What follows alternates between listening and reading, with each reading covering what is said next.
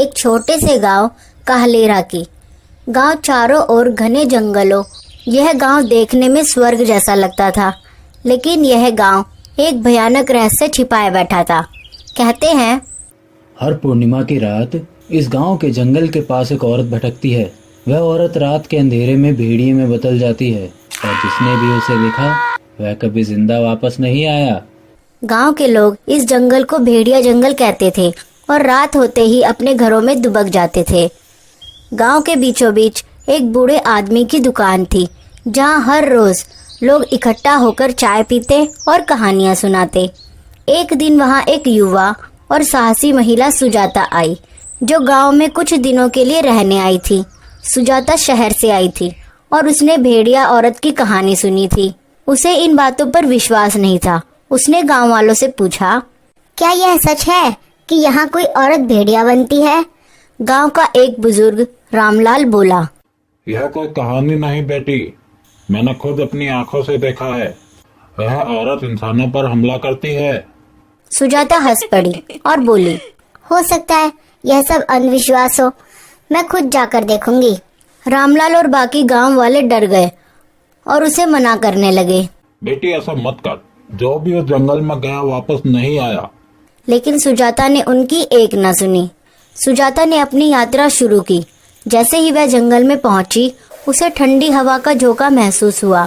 पेड़ों की शाखाएं अजीब तरीके से हिलने लगी और जानवरों की आवाजें गूंज रही थी।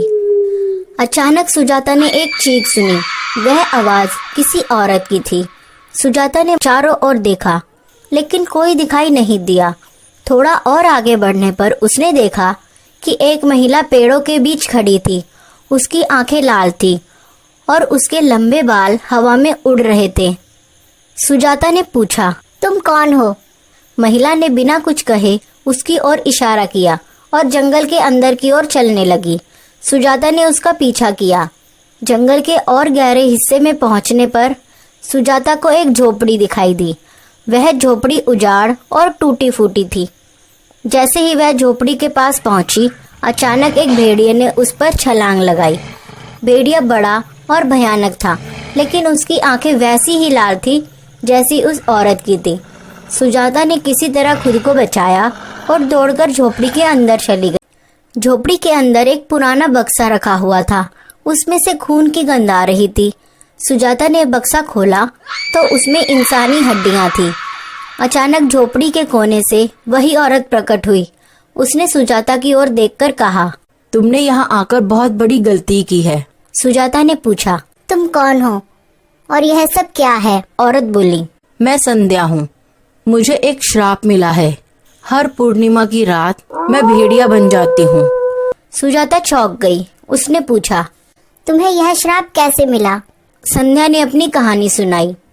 मैं इसी गांव की रहने वाली थी। मेरी शादी एक आदमी से हुई थी, लेकिन मेरे पति ने मुझसे शादी सिर्फ मेरी दौलत के लिए की थी। मेरे पति ने एक तांत्रिक के साथ मिलकर एक पूजा की और उस पूजा का श्राप मुझे लगा और मैं हर पूर्णिमा की रात को भेड़िया बन जाती हूँ। फिर आगे क्या हुआ? मेरे पति ने मुझे आदमखोर भेड़िया बोलकर गांव से निकलवा दिया और गांव के लोगों ने भी मेरा भरोसा नहीं किया। दुखी होकर मैंने जंगल में जाकर उसी तांत्रिक से मदद मांगी, लेकिन तांत्रिक ने मेरी कोई मदद नहीं की और अब हर पूर्णिमा की रात मैं भेड़िया बन जाती हूँ और इंसानों का खून पीने पर मजबूर हूँ। मैं गांव में तो नहीं जा सकती, तो मैंने सबसे पहले भेड़िया बनकर तांत्रिक पर हमला किया। मुझे छोड़ दो, मुझे छोड़ दो। तूने मुझे भेड़िया बनाया, अब मैं तुझे नहीं छोड़ूंगी। तांत्रिक ने संध्या को श्राप से मुक्त होने का तरीका बताया और संध्या ने उस तांत्रिक को जिंदा छोड़ दिया। सुजाता ने यह सुनकर सहानुभूति जताई और कहा, मैं तुम्हारी मदद करना चाहती हूँ। तुम्हें वापस इंसान कैसे बनाया जा सकता है? संध्या ने बताया, इस श्राप को तोड़ने के लिए उसे एक विशेष मंत्र चाहिए, जो जंगल के सबसे गहरे हिस्से में एक पुरानी गुफा में छिपा हुआ है, लेकिन गुफा तक पहुँचना आसान नहीं है। सुजाता ने कहा, मैं तुम्हारे साथ चलूंगी, हम इस श्राप को तोड़ देंगे। संध्या और सुजाता ने गुफा की ओर चलना शुरू किया। रास्ते में उन्हें कई डरावनी आवाजों का सामना करना पड़ा। उन्होंने विशाल सांप, उड़ते हुए चमगादड़ और अजीब आवाजें सुनी। गुफा के पास पहुंचने पर एक बड़ा भेड़िया उसका रास्ता रोकने के लिए खड़ा था। संध्या ने कहा, यह भेड़िया मेरे श्राप का हिस्सा है, इसे हराना होगा। संध्या और सुजाता ने भेड़िए को हराया। गुफा के अंदर उन्होंने एक पुरानी किताब पाई। किताब के पहले पन्ने पर श्राप तोड़ने का मंत्र लिखा था। जैसे ही संध्या ने मंत्र पढ़ा, गुफा कांपने लगी और अंधेरा छा गया। कुछ देर बाद गुफा शांत हो गई। संध्या का श्राप खत्म हो गया, वह इंसान बन गई। संध्या और सुजाता गांव लौट आई। संध्या ने अपनी सच्चाई गांव वालों को बताई। गांव वालों ने संध्या के पति को पुलिस के हवाले कर दिया और संध्या से माफी मांगी। संध्या ने सुजाता को धन्यवाद कहा। सुजाता ने गांव वालों से कहा, हमें दूसरों की मदद करने से डरना नहीं चाहिए। गांव में अब शांति थी और लोग एक बार फिर जंगल में जाने से नहीं डरते थे।